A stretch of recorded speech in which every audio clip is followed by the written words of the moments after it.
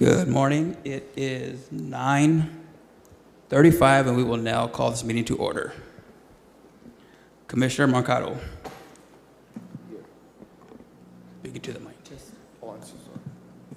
For the clarity of the commissioners, on your microphone, there is a button that says push.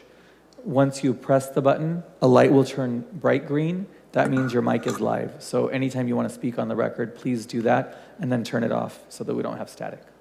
Thank you. Commissioner Mercado. Here. Commissioner McCall. Here. Commissioner Wilbur. Here. Commissioner Zuniga. Here. We have a quorum.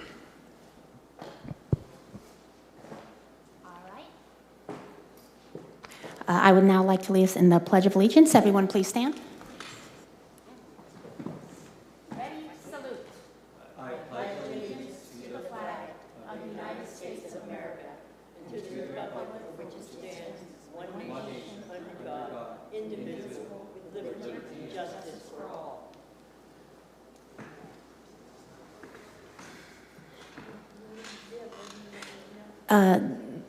Today's meeting is being conducted in person and electronically. The public may participate in the meeting by using a Zoom link provided on the agenda.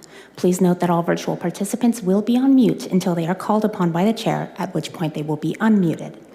If you are a member of the public and would like to comment on an item, please use the raise hand function on Zoom.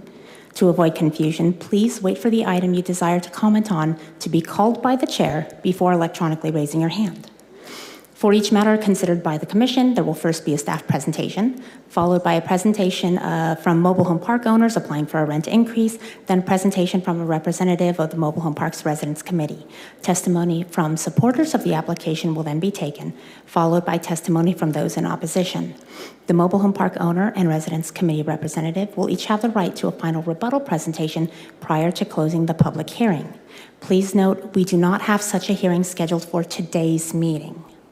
Pursuant to Rule 10C of the Rules of Procedure for the City Council of the City of Fresno, which is available in the City Clerk's office, governing the length of public debate, all public testimony today from those in support and in opposition of any items will be limited to 3 minutes per person. The 3 lights on the podium next to the microphone will indicate the amount of time remaining to the speaker. The green light will be turned on when the speaker begins. The yellow light will come on with a soft bell ring when 1 minute is remaining, and the speaker should be completing the testimony by the time the red light comes on, with a final bell indicating that time has expired. All public testimony must be presented to the Commission at the podium.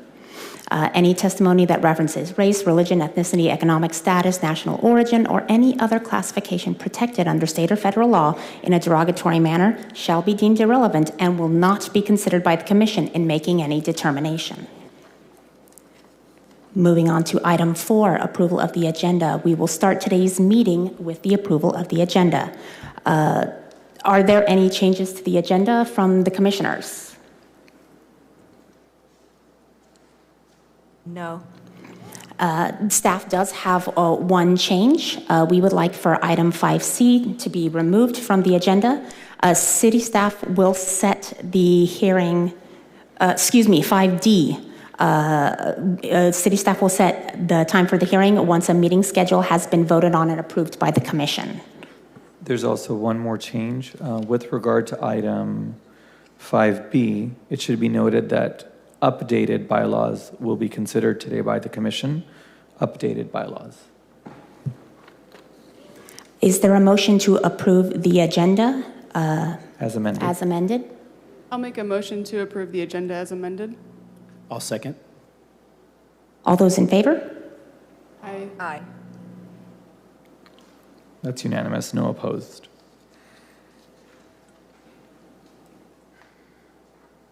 All right, up next, item 5A, the election of the Fresno Mobile Home Park Rent Review and Stabilization Commission chairperson and vice chairperson. Are there any nominations for a chairperson?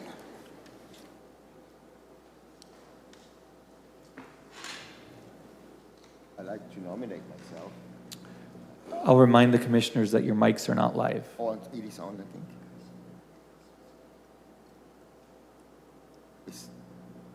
Yeah, I'd like to nominate myself. It's not blinking, though. It's that's not going to blink. It just turns green. Yeah. Thank you. I second the motion. So we have a nomination and a second. Do we have, before we move on, any discussion? And the nomination is for chair, sir? If I may, the reason why I want to do this, I'm very passionate about folks living in mobile home parks. That's what- Sorry. Hello, hello. Oh, yes, there we go. My apologies. First time at this microphone. Anyway, so I just wanted to give you a little background about myself. I've done quite a few work in public service, serving several capacities and commissions. Put the mic in your face. Look back in my face. There you go. Yeah, my wife says my voice carries, so I think I'm home. So my apologies. Anyway, so what I was saying is I've been involved quite a bit in community service. I have a passion for it, and come from the county of San Joaquin. I lived in Manteca for more than 25 years, so my home moved to Fresno, and we like the place, and I like to really get involved and find ways to bring together in this particular commission tenants, mobile home parks, and owners, so we could all find a compromise and, do all be peacefully, right? And that's the goal, that we get a fair share. And that's the reason why I just like to nominate myself. Just wanted to tell a little bit about myself. Thank you.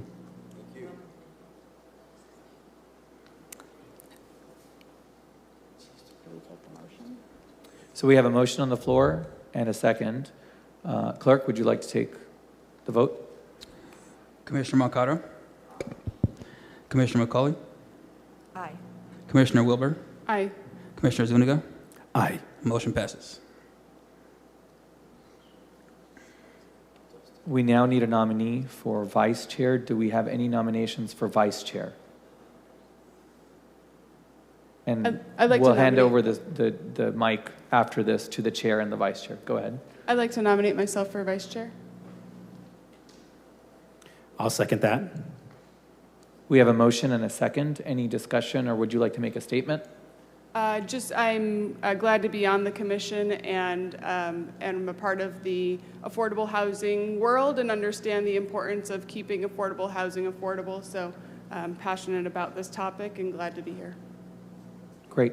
We'll now take, we have a procedural, we want to take both the chair's nomination and the vice chair's nomination, and we'll vote on them as a package, but we'd like to take them both out to the public, so if there's any public comment. Clerk's office. We haven't voted for the vice chair yet. We have not. We need to take public comment on both. Okay. And just to clarify for the record, Because we didn't do it the first time for myself. yeah, we didn't, and so we're going to do it again No, for both no, items, and then thank we you, can thank take you. a joint motion if somebody makes it for ratification and then for the vice chair nomination. So we'll take public comment on both. There are nobody online. Would anybody in the chambers like to comment on either the appointment of the chair or the vice chair? I think that'd be great.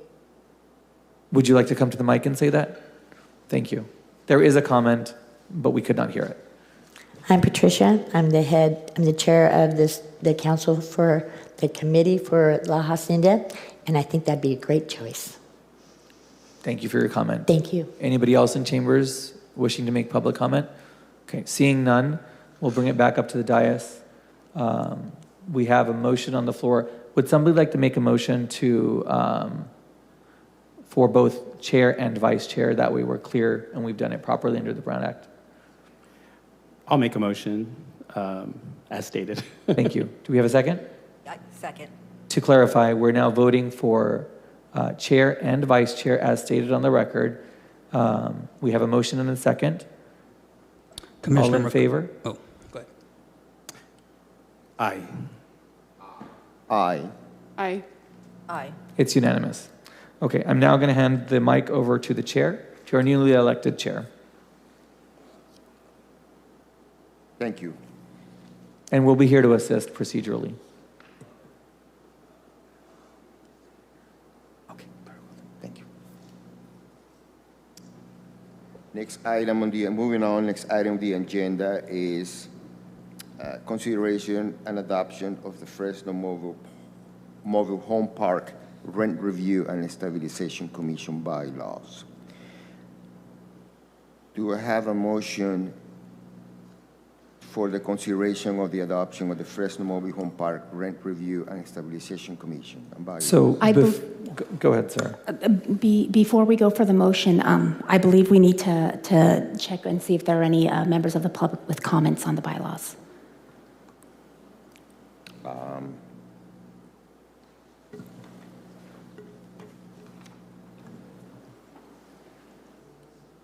Oh, yes, thank you.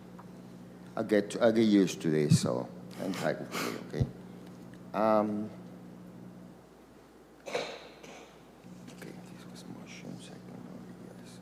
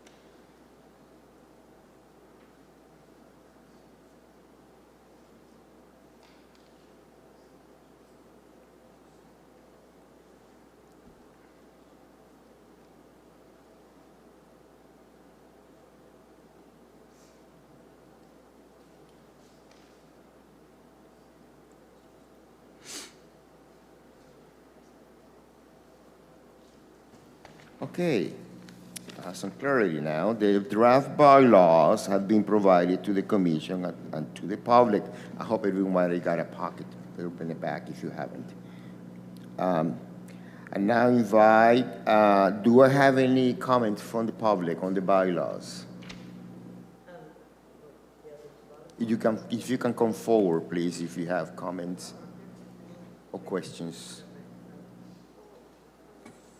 And just to be clear, for the commission's benefit, the bylaws were provided with the agenda packet. Yes, and so members of the public, just like you, have had a chance to review them. The commission does not need to respond to any public comment. This is an opportunity for the public to provide you with comments that you can take into consideration when deliberating on whether or not to move one way or another on any given item. So just to be clear. Thank you. Thank you. They are the bylaws that we received? Okay, just making sure. Thank you. Thank you. Please come forward.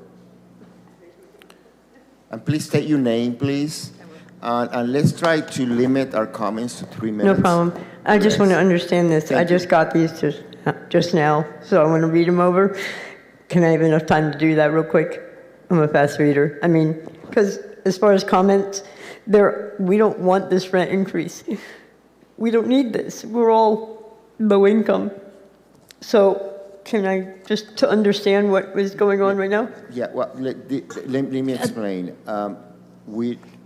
These bylaws have nothing to do with your situation as a tenant of the mobile home They're just park. laws. It's just the bylaws for us to conduct our business. I the understand now. commission. It Okay. applies to the members of the commission. And we just give you an opportunity to go through them in case you have any questions. What does this mean, or what have you? Right. But don't be worried now. I mean, we're not going to. Well, I've been worrying for 2 years, so it's okay. That is yes. So I want you to be rest. Okay, I'll take a breath. All right, thank you. You're very welcome, ma'am. Anybody else, please, has a comment on the bylaws?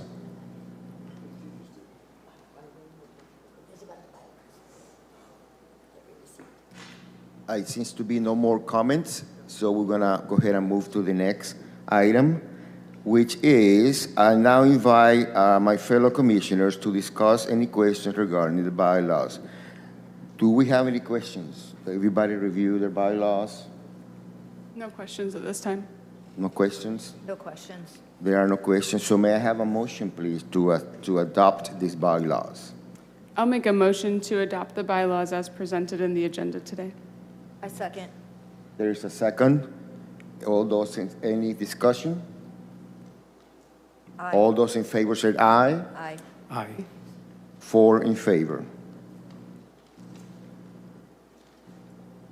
Okay, so now we're going to the consideration of the calendar for the fiscal year 23 and 2024. I hope you have all had a chance to look at the draft bylaws. Do we have any members of the public to wish to comment on the commission calendar?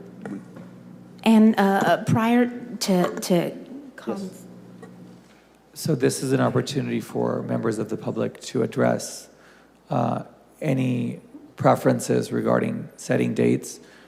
Please note there have been some discussions with the city clerk, which we will discuss on the record. We can do that now, Chair, if you'd like to hear about. I'd like to hear that. Sure. So in discussions with the city clerk's office, at this time, the best date of the week would remain Tuesday due to other commissions and their set schedules. As far as morning, afternoon, or evening, I believe the clerk can work with anything at this point. Okay.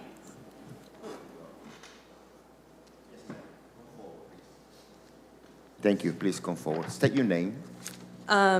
My name is Leticia, and good morning, Mobile Home Park Rent Review Commission. I am with CRLA, California Rural Legal Assistance, and I wanted to make a comment about accessibility for these meetings. A lot of people in mobile home parks, as you know, like many of us work, and so a best time for them would be in the afternoon. And translation and interpretation would be very valuable for them to understand these meetings as well. Thank you. We do have the option to view and participate through the website. We provide a link to our website where the member, you in this case, the tenants are you community, could log in and, you know, just like we did right now, I state the name and submit questions to the commission. Right. But yeah. they're usually working. So what I'm proposing is having the meetings in the evening, usually 3 or 4. It would be more accessible to them and they would be able to show up more, you know, because, you know, childcare, work, and all that, those other things. Just something to consider. And also, Mariah should be online to comment as well, if it's possible to allow her to do that. Thank you. Definitely. Thank you, ma'am. Do we have a Mariah online? Yes, we have Mariah Thompson. Go ahead, ma'am. Hi, can you folks hear me? Yes, we can hear you. Great, thank you. I actually had my hand raised during the bylaws component, but I think perhaps it wasn't seen. But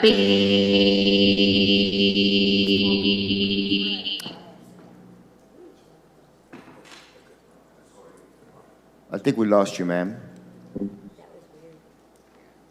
Hello?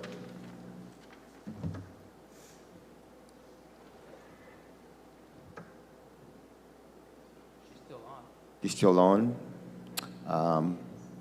Sorry, ma'am, but we're having difficulties hearing you. Can you hear me now? Yes, we can. Okay, thank you. Yeah.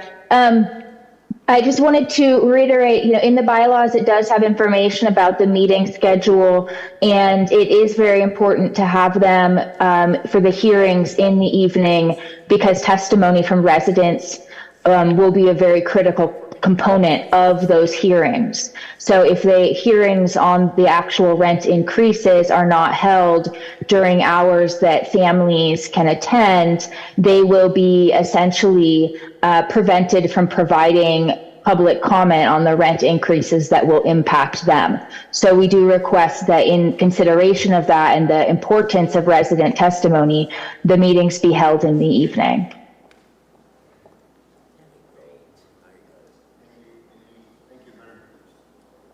Thank you very much for your comment. Is there anyone else that'd like to comment on their calendar that we are going to set today? Okay, so there's no more comments from the public. Now I invite my fellow commissioners to discuss a potential time and day for regular meetings of the commission. Do we have a motion? So is there any comments on the calendar? I prefer the evenings myself because I am, I do have a job that I need to be at, so it'd be and I understand that, many people can't be here during the day, so I would also prefer a meeting in the evenings. Yeah, I would say that whatever facilitates the most attendance and gives the residents of mobile home parks the opportunity to be heard, then I fully support that. Likewise. Very well then, I think evening is going to be. The time, may I suggest 4 p.m.? How about 6? 6? 6 o'clock? I think that Members will of the public are asked to refrain from commenting at this time, just not to create a disruption. So no worries, I just wanted to be clear. Thank you for the clarification. Yeah. Yes, at 6 o'clock, we have a 6 o'clock? I'm fine with 6 o'clock. Okay, may I have a motion to have at the time for the commission to meet on, step back. Tuesday, this is once a month, or how are we doing this? As long as it is a regular meeting per the bylaws that were just approved. So you could say once a month, twice a month. You could pick, once a month might be a good place to start, and you could pick, first, second, third, or fourth Tuesday, however you wish to go about it. I'll make a motion to set the meetings for the second Tuesday of the month at 6 p.m. I second. Is there a second? I second. I'd like to ask a question. Is this are the meetings going to move forward on a regular schedule, or is it as needed, as was previously stated?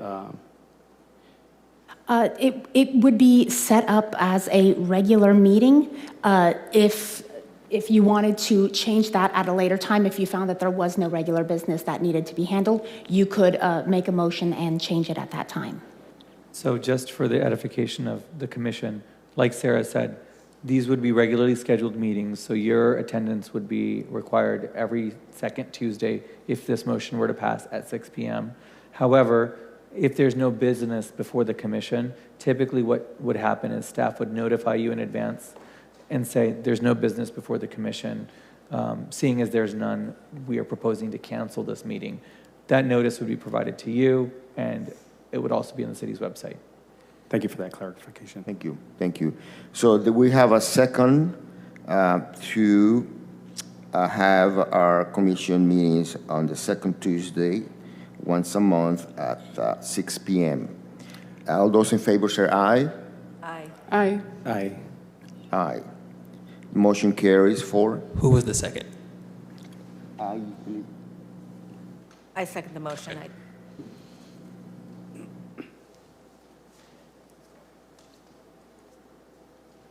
So just to confirm, based on that, the next meeting will be Tuesday, November 14th at 6 p.m.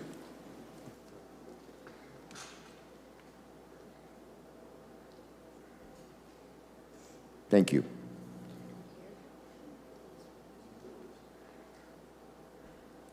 The next one, I believe the staff wanted to make a comment that has to do with scheduling of hearing for La Hacienda Mobile Estates rent increase application.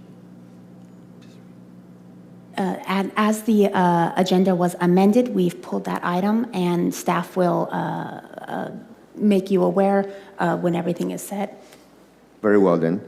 So do I have a motion to allow the staff to notify all parties involved, including the commissioners, when that date would be allow them to set that date to Chair. the hearing. Yes. Just to clarify. To clarify, we foresee that that will happen at the next meeting on November 14th. Okay, very well then. Yeah. So Thank this you. item, just again for the clarification of everybody on the dais and the public, when an item is removed from the agenda, what that essentially means it's erased because you've already approved that it's not going to be considered today. And so the commission does not need to have comment on that. You don't need to discuss it. We did put a note in here stating that this item has been removed from the agenda, just for clarification. So this is not an action item, but we welcome any clarifications that you may need. Thank you. Thank you. Therefore, we move to the informational reports. We will now move to an information workshop from our city attorney's office. Good morning, commissioners. Can everybody hear me? Yes. Okay, I'm Amanda Freeman with the City Attorney's Office. It's nice to see everyone. I am going to share my screen in a minute, and please know that it's very hard for me to see what's happening on the dais when I'm in presentation mode. So if anybody has a question, feel free to speak. If anybody on the dais has a question, please feel free to speak. And then I am not sure, and I'll let the commission and staff decide if you want to have public comment on this item before or after I give my workshop, but public comment will be part of this Brown Act and ethics training as well.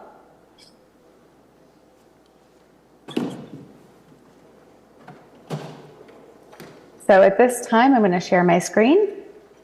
And please let me know if you cannot see that by just speaking so I can actually hear you. So I'm not seeing much at this point. Yes. So yes, again, we see you. Thank you very much. Great, thank you. Great, so this, as I said, my name is Amanda. This is a brief Brown Act and ethics overview. I am wanting to get your commission familiar with some tenets of both the Brown Act, which will govern all of your meetings, and the basic conflict of interest laws that will apply to each of your positions as members of the commission. This is a general overview, and this slide is a little different than the one I gave to you in your packet because you are a quorum. This is a Brown Act meeting. So if you have questions for me, it's important that you don't talk about anything substantive that will come before your committee. Let's keep it to procedural questions. And raising your hand in Zoom, again, may not be that helpful, but I hope someone will alert me or just ask a question if you have one.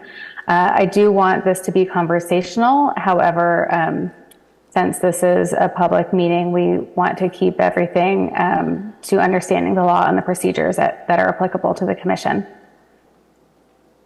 This is general advice. The Brown Act is pretty easy to relay, but especially the ethics and conflicts questions are incredibly fact specific. So if you think you have an ethical or conflict question, please reach out to our office and we will give you actual legal advice because it's a little different than the understanding the general principles of the laws. Amanda? So yes. I don't see anything on the, is there supposed to be slides being shared? Because I don't see Oh, them. yeah, Okay. absolutely. Oh, no. Okay, hold on. Let me see what's going on here. Yeah, it's going to be a lot more interesting if you have the slides. Just a sec. Thank you for that. Additionally, if you printed up the packet that you were sent over the weekend, you may have a hard copy in there. Can you see this now?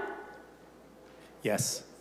Oh, it's so much better. Thanks. You'd think after 4 years of the pandemic, we'd all be experts, but alas. So this was what I was just describing, that this is general information and that you should reach out to us with specific questions. Hopefully this will be a lot more interesting than watching me read my slides. Okay. So we'll talk about the Brown Act for the first half. This is usually about a 20 to 25 minute workshop. So it goes pretty fast and covers a lot of material. So if you can, take notes, ask questions, stick along for the ride. So the Brown Act, we have probably all heard of it. It applies to meetings of legislative bodies.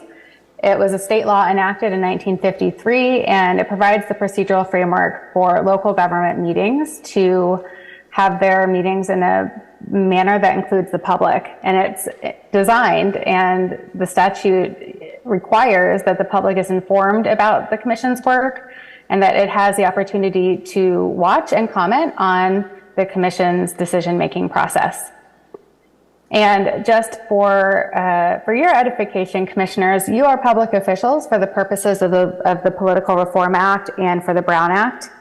And so if you hear me mention officials, I do mean you. Importantly, the Brown Act governs meetings of legislative bodies, and we're going to spend some time defining both of those terms because it's important, meetings especially. I generally despise quotes in PowerPoints, but this is a very important one. It's the people of this state do not yield their sovereignty to the agencies which serve them. The people in delegating authority do not give their public servants the right to decide what is good for the people to know and what is not good for the people to know. That is the quote from the beginning of the Brown Act, and it just emphasizes that the goal is to promote trustworthiness and responsibility. So who's subject to the act? What does legislative bodies mean? Keeping in mind that it applies to meetings of legislative bodies. There's a definition in the act, but basically it means the council and then advisory and standing committees created by the council, created by state law or federal law, and all the boards and commissions and committees created by the charter or by the council through ordinances, resolutions, etc. And then once a member has been appointed to a commission, even before they formally assume office, they are subject to the Brown Act. Meetings. This is where the bulk of the Brown Act education happens. We want you to understand what a meeting is and how to ensure that you're having meetings in the public. So first of all, speaking of the public, meetings must be accessible to the public. They have to be within the jurisdiction of the city. They have to be ADA accessible, and public speakers cannot be required to sign in or to state their name or address on the record. We can ask, but it's not a requirement. And the public must be allowed to comment on each item. Criticism of the city or its policies is just part of the game. Not the game, but part of the role of being a commissioner, completely within the bounds of reasonable commenting. There is a line when someone is actually disrupting a meeting and it cannot proceed. That is a different situation, but criticism is normal. Public comment is typically 3 minutes for the city pursuant to the council rules of procedure unless the bylaws state a different time.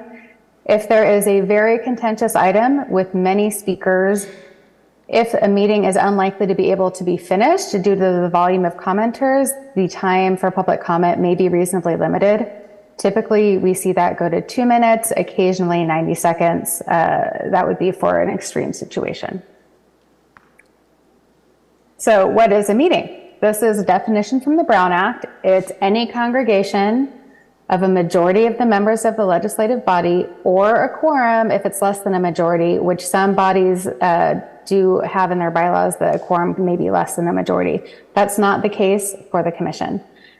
At the same time and place to hear, discuss, and deliberate upon something within the subject matter of the commission. So notably with the evolution of technology, same time and place is not as relevant anymore because replying all to a group text or an email where people are actually in different physical locations could create a meeting that's not in the public. And I'll talk more about that. But one question that comes up a lot is, well, what is the subject matter jurisdiction of the commission? So pursuant to the Fresno Municipal Code, the commission has the following powers and duties. To meet from time to time, as specified in your rules and regulations, to discharge your duties, and primarily to hear rent increase applications and determine whether to approve or disapprove the rent increase as provided by the Fresno Municipal Code, and then to make recommendations to the council and reports as is appropriate and needed. Importantly, hearing these rent increase applications, I believe that that's a quasi-judicial proceeding, which means that you'll be acting in an adjudicatory fashion, applying laws to a record that is public and making findings for your determination. This means that there are some specific requirements, and I will discuss those with you in the second half of this presentation. I'm just going to pause to make sure no one has any questions, because I know that I'm just talking and I can't really see if anyone has their hands raised. Okay. There are no questions from the dais. Thank you, Raj. So prohibited meetings. There are many ways to accidentally have a serial meeting. Basically, if one person on the commission speaks to another commissioner who speaks to another commissioner speaks to another commissioner, it's very quickly easy to have a majority of the commissioners discussing something that's within, maybe about a rent increase application that's within the commission's jurisdiction outside of the public's view. So the way that we encourage commissioners to communicate with each other, especially keeping in mind that this is a 5-member body, so just 3 is a quorum, is to, quite frankly, just to ask another commissioner if you want to discuss something, because you can talk about this with one other colleague, but you cannot create a quorum. So I would just ask, have you talked with anyone about this matter before you have a discussion, point blank, to be very sure that you're not having a violation or a meeting that violates the Brown Act. Amanda? Then email, yeah. Quick note of clarification. Quorum for this commission is 3 members, so long as those members are the 3 at-large members. Otherwise, we need more than that. Right, so the way that would apply, the challenge here, that it's a very unique rule, but the way that that would apply here is that the at-large members need to realize that any at-large member speaking to 2 others or alternates would be a potential violation of the Brown Act, because we don't know which alternates may be needed to create the quorum at the next meeting. And then I would still just say any commissioner should not talk to 2 others. The only exception to that, and this is quite frankly, I want to think through this before I would give this advice. So is that the 2 non-at-large commissioners could probably fairly comfortably talk with each other about matters. But again, I would avoid talking to 2 other commissioners, because without me sitting down and drawing a quick Venn diagram, I want to be sure that you're not accidentally having meetings outside of publicly noticed meetings. So I hope that that helps, and if we need to dissect it further, we can. I've never seen a rule like this one, so I am going to point that out for the commission in a minute here. So group emails, group texts can easily create prohibited meetings, and then social media interactions have a very special law. The Brown Act was amended in 2020 by AB 992, and what it says is that one member of the commission may not like, comment, or otherwise reply to one other commissioner's social media post about anything within the jurisdiction of the commission. So this means LinkedIn, Twitter, TikTok, if you use it, Instagram, and Facebook, of course, anything like that. The commissioners should not be looking, I don't care if you look, but should not be commenting or, otherwise communicating about another one's post. And the only exception to this that I've been able to think of is if one commissioner simply posts like the commission's agenda, time, and meeting place without comment, and someone shared that wouldn't bother me.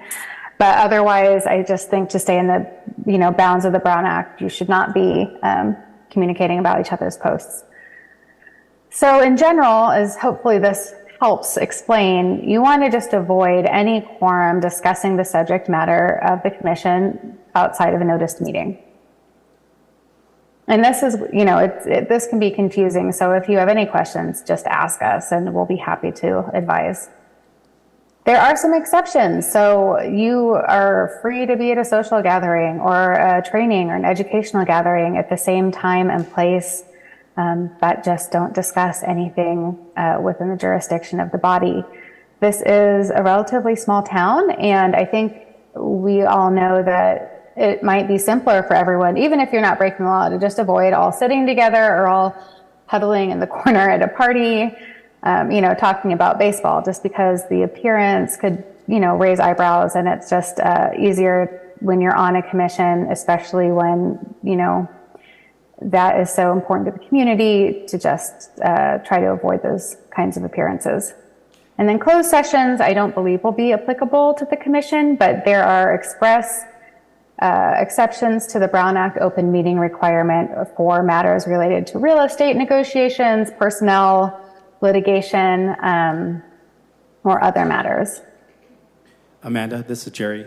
I have a question about the appearance context that you just spoke about.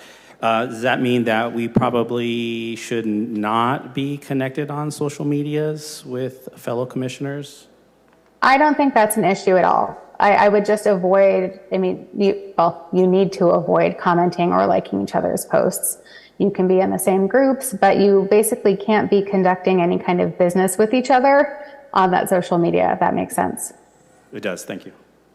And of course. Again, just for the commission, from my perspective, if you've got specific questions about your specific situations, we are more than happy to help advise offline.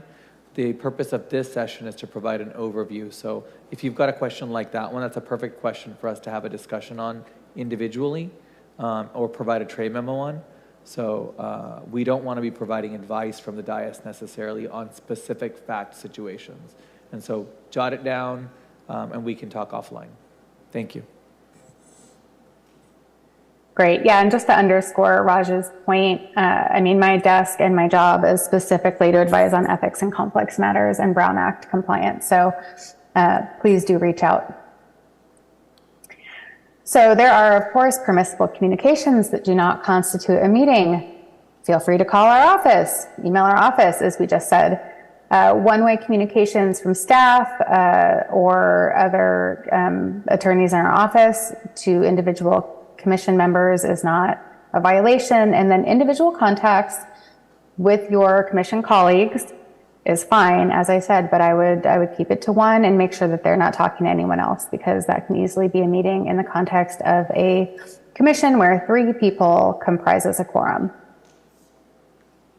So this is what Sarah was alluding to earlier. The Fresno Municipal Code states that for your commission, a quorum is 3 of the 5 members, so long as all 3 members are at-large members.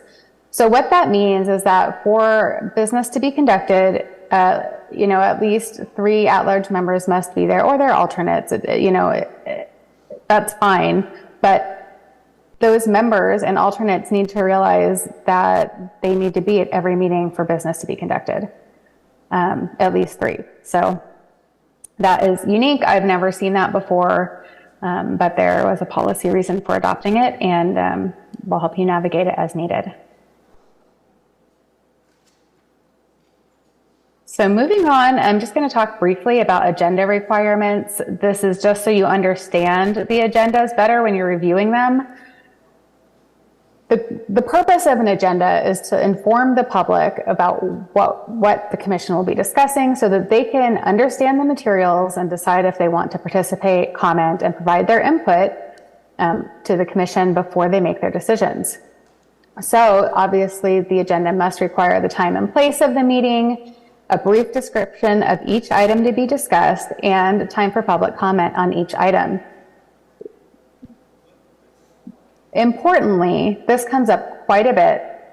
Items that are not agendized may not be substantively discussed. They may not be acted upon. They can be placed on the agenda of a future meeting. This comes up quite a bit if the public has, important topics they bring up, or maybe the commissioners commenting on an item or bringing up a different topic that is not on the agenda. It can't be discussed substantively. Related to this, Raj mentioned earlier, often the public will ask questions of the commissioners because the topic of their question is probably not agendized. it's best to ask clarifying questions, maybe place it on a future agenda, but to not engage in a full discussion of something that has not been agendized. I hope that makes sense. I don't know how this commission will play out, which is why I'm waffling a little bit. With some commissions who hear applications that are of a different nature, applicants will bring up, say, a different project that they have before the body and want to discuss that. And that's a very clear example of when that needs to be agendized for the future. And we'll see how this commission is influenced by this rule. But it is important to just keep to the agenda and move forward and note things that need to be discussed. Enforcement, this will be brief, but I just want to let people know, typically the way that the Brown Act is enforced is a member of the public will write a letter to the city if they believe that there's been a Brown Act violation, and they'll require basically assurances from the city within 30 days that there will be no further Brown Act violations. And then if those assurances don't come, the public may file a writ in court seeking an injunction on further Brown Act violations and attorney fees. If there are particularly egregious Brown Act violations, such as intentional secret meetings, there might be criminal enforcement. But typically what we see is accidental meetings that may be violated or may be noticed by the public. And so often the response will be, okay, we got the letter and we're not going to do that anymore, and we agree. But really, we don't want to, this training is so that we can avoid this. The goal of the Brown Act is to do this work publicly. And so hopefully by having trainings like this and AB 1234 training, which is another one that you'll complete later, you can avoid these kinds of issues altogether.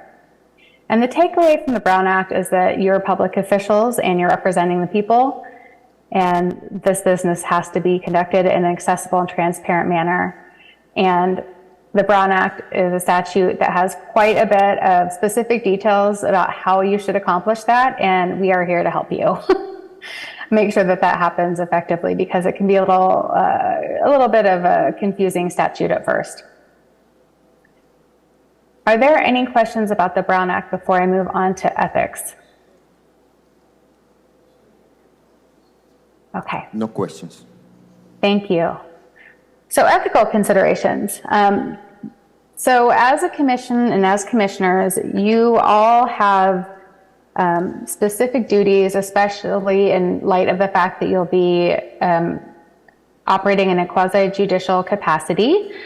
I'm going to go over a few different kinds of conflicts of interest and talk about when they might be applicable, and try to underscore here from the beginning that these are very fact specific.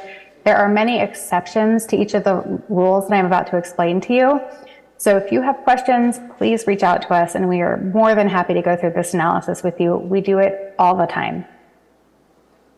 So the main conflict of interest law that most people hear about is the Political Reform Act of 1974. The basic conflict of interest law is that decision makers are prohibited from making, participating in making, or even influencing decisions which may affect their financial interests. If a decision maker is conflicted and none of the exceptions apply, they disclose the conflict on the record and recuse from the matter, and typically leave the room while the matter is considered. Well, so you may wonder what your financial interests are.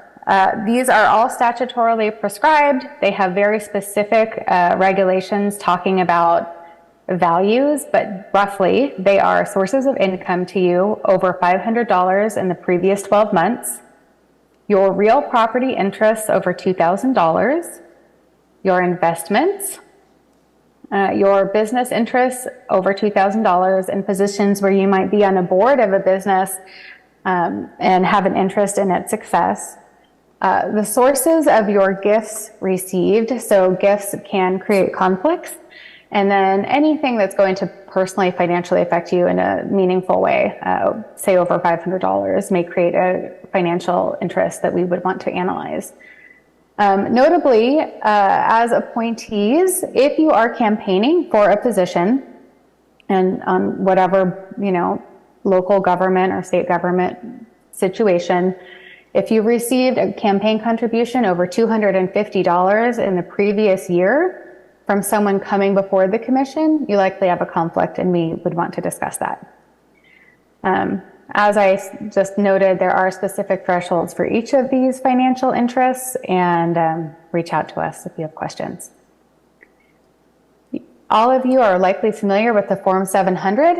It's the Statement of Economic Interests. It is a form that upon which all of us list our financial interests, and we file it with the clerk. It is a public document, and those categories I just listed, sources of income, business interests, real property, sources of gifts, those will all be on the Form 700. And so that is one way that we disclose to the public up front what our interests are. And we file those within 30 days of assuming office or leaving our office, and each year. You will probably, if you have not already, get a notification from our system that the city uses called Net Files, reminding you to do that. I thought that it was worth pointing out that the Fresno Municipal Code also addresses conflicts on your commission. And it echoes state law and cites it specifically, but also has some other language. So I'm going to just read it because it's instructive. No member who's a resident shall participate in any deliberations or decisions on a matter affecting the mobile home park in which that member has a tenancy, and no regular member or alternate member shall participate in any deliberations or decisions on a matter affecting a mobile home park which the member owns or in which that member is employed or has a financial interest as defined by the Political Reform Act that I just cited. So if you are a resident or an owner of a mobile home park, you will be disqualified from some deliberations, and we want to make sure that you're in compliance with that. This is a different topic. It's a different source of conflict, but it's really important if the commission is ever in a position to enter into contracts on behalf of the city. I am not sure that the commission will do this, so I'll keep this brief, but I want to flag it for you because it's a really important statute. Basically, if the city is entering into a contract, none of the decision makers may have a financial interest in the matter. There are a number of exceptions, such as income from a government source or a nonprofit or various business interests. But with Government Code 1090, if there is a conflict, there's no cure. The city can't enter the contract if there's not an exception. And so this is important. And if the commission is making a contract, be extra sure to look at your financial interests and make sure you don't have a conflict. And this may be applicable on other boards or commissions on which you may sit. So I want to make sure everyone is familiar with this concept. Common law conflicts of interest go beyond statutory conflicts. It doesn't have to necessarily just do with your funds. This is any reason that you are going to be unbiased, anything that is so important to you that it would keep you from being unbiased. The goal here legally is to require the appearance of impropriety, which is vague. This is a gray doctrine. It is sometimes hard to understand what a common law conflict can look like. But typically, keeping in mind that most people on boards and commissions are on the commissions because they have opinions about the topic, if there's something that is so personal to you and so important that it would keep you from being a neutral decision maker, then you may want to consider recusal. And we can discuss that with you. The point of it is that public officials may not be serving two masters. You may not be both serving the public in your official role and some other interest that you have. Relatedly, and this is applicable to you as quasi-judicial decision makers, there are constitutional laws that govern quasi-judicial proceedings. Applicants are entitled to due process, and that includes notice and opportunity to be heard and impartial decision makers. Decisions in quasi-judicial proceedings are required to be made only on what is part of the public record. So with that comes a couple things. One, you have a duty to not be getting information from outside of the public record. So if a third party or an applicant comes up to you and wants to talk about the matter, you may not engage in those conversations. Typically, we advise commissioners to direct the person who would like to speak to them about the matter to submit a comment to the clerk so it can be made a part of the public record, or to come and speak during the hearing on the record. These are called ex parte communications, and that just means outside of the public record. If you do have an ex parte communication, we don't want them, they're not supposed to happen, but if you do have one, you need to just close the ex parte communication on the record during the hearing and the substance of the communication. And if it was something that was so persuasive that it caused bias, you would need to recuse. In general, as a quasi-judicial decision maker, if anything makes you feel that you are too biased to apply the law to the facts fairly, then you want to look at whether recusal is required. This is a whole topic. We might send you memos about this. It tends to require a lot of nuance.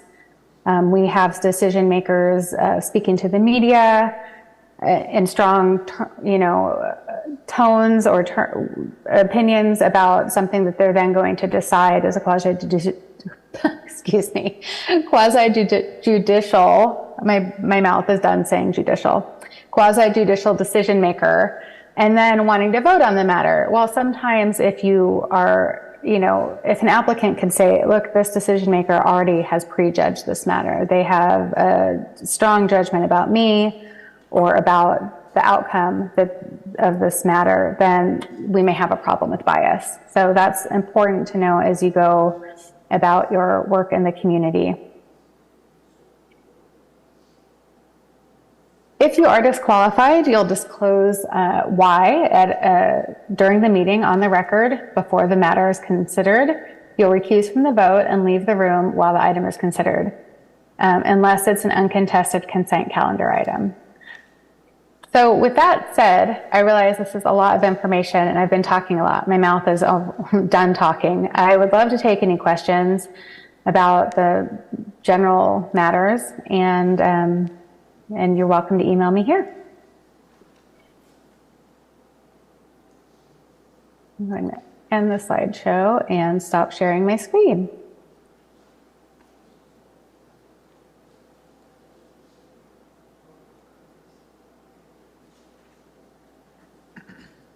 Okay, well, you've got my email. Feel free to reach out. Thank you. Thank you so much, Amanda. We appreciate the presentation.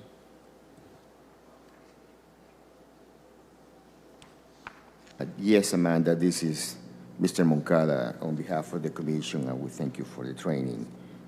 Thank you so much. My pleasure. Thank you.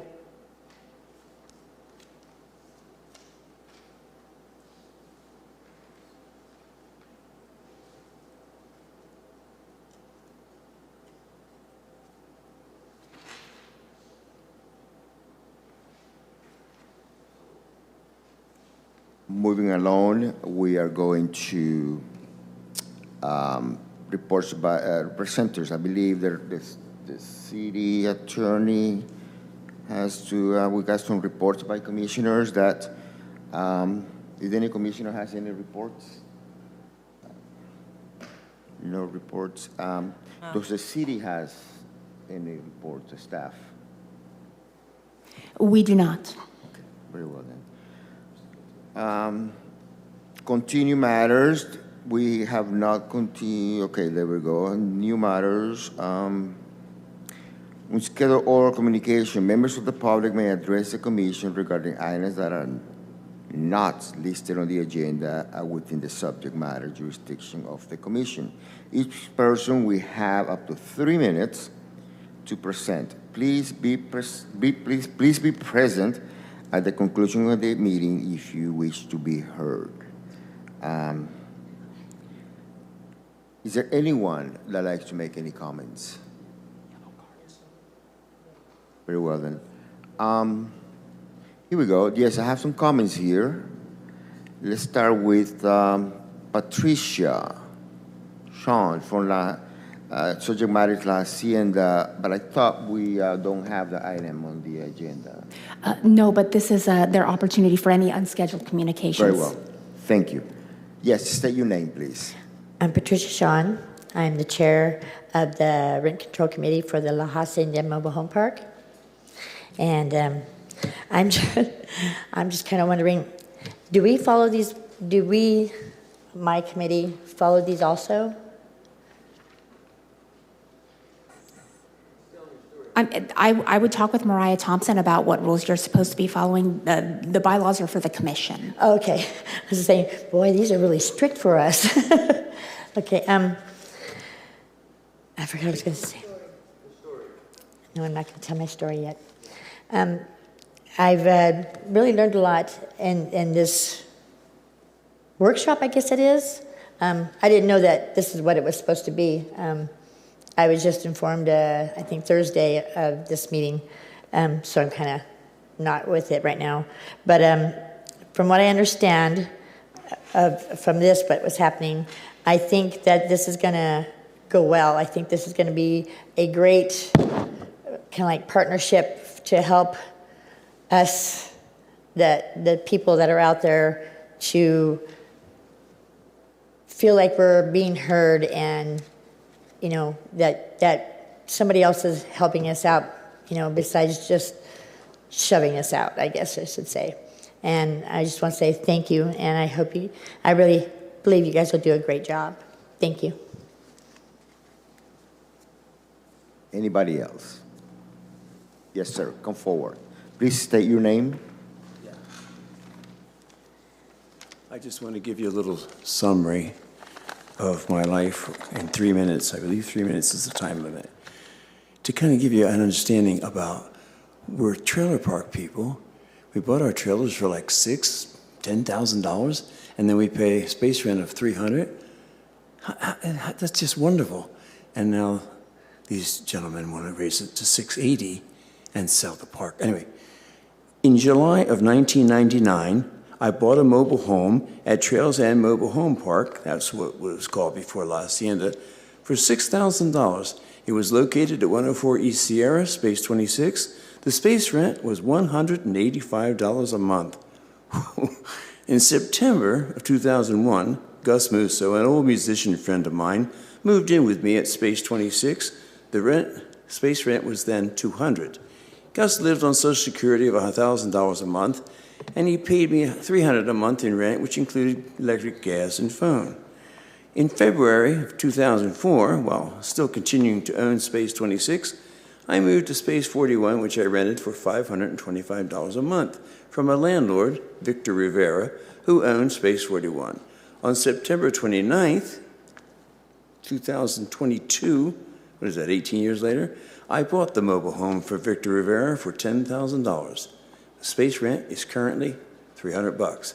The new owners took over Trails End on October 6, 2022. By January 1st, 2023, they announced they were going to close the park in 12 months. They were negligent in several legal requirements, and now the 12-month begins July 3rd, 2023, ending July 3rd, 2024. The conversion impact of this closing will be irreparably financially damaging. An apartment costs $1,400 a month. First and last and $500 deposit would be $3,300. $1,400 a month is $1,100 more than my current space rent of $300. So multiply 11 times 12 for a yearly cost of $13,200. Man, if I move my trailer, it's going to cost me $5,000, and the average space is $700. What I'm saying is, don't close the park down. Keep it open, make it I mean, I would be willing to double my rent, maybe even triple it, if I didn't have to move.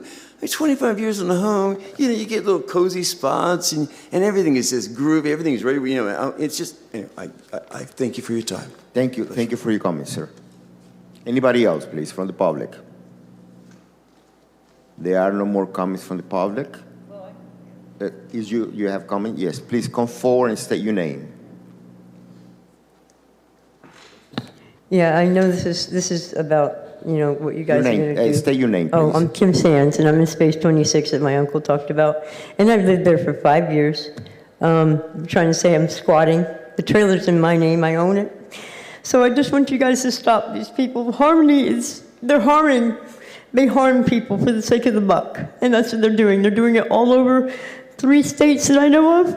And it needs to end somewhere. And I want Fresno, the city of Fresno, to be glorious about it. And they have, a blue ribbon on their record because they stop these people that are they don't care about the disabled. They don't care about low income. No, they look at us like we're peons, like we don't belong. And we do, we're humans.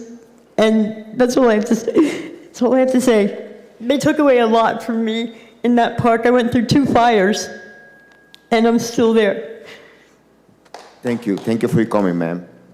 Anybody else from the public, please? See, there are no more comments, so we're going to close the comment Is there session. anyone on Zoom? I'm sorry. I'm sorry. I have here some more cards. Thank you, clerk. David Wills? That was you. Thank you. I'm sorry for the little stop here. Virginia Bustos. You know, I have a story from another person. Well, the person has to be present. Thank you very much for that, though. Is there Virginia Bustos, please? Okay. Leticia? And Kim? Kim, thank you very much for your comments. There are no other comments from the public, so we move on to... I have one member online. Oh, you have one in line, yes. Please proceed. It's Linda. Linda, thank you. Hello, are you there? Yes, thank you. This is Linda Martinez, and I'm on space 29C as in cat. I've been there for like 8 years, and I've been through the fire too when it happened.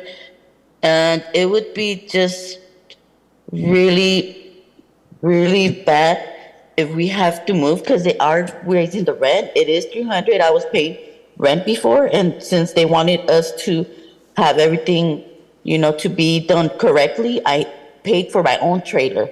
So I spent money that I was needing, but it was more important to have a place. So now I'm losing my place regarding having to move since they're trying to close down the space, and I just can't have that. So I thank you very much and hope that it stays open and we are able to rent there. Thank you for your comments, ma'am. Thank you. Do we have anybody else? There's nobody else online. Okay, so then there are no more comments from the public. Okay, then we go to the next matter, which is, I believe, adjourn. Is that correct? Yes, and if you want to make that announcement on the next meeting's time and place. Oh, yes. Thank you. So again, our next meeting is scheduled for Tuesday, November the, what did we say? I'm sorry? 14. November 14 at 6 p.m. And at the location of the meeting will be advised by staff if you're going to have it here or another meeting room. But it will be at City Hall, and the room will be listed on the agenda. Thank you. They're here at City Hall, November 14, 6 p.m. So I'm going to move to adjournment. So can I have a motion to adjourn the meeting, please? I'll make a motion to adjourn. Thank you. Is there a second? I'll second the motion. All those say aye. Aye. Meeting closed. Thanks so much for your participation.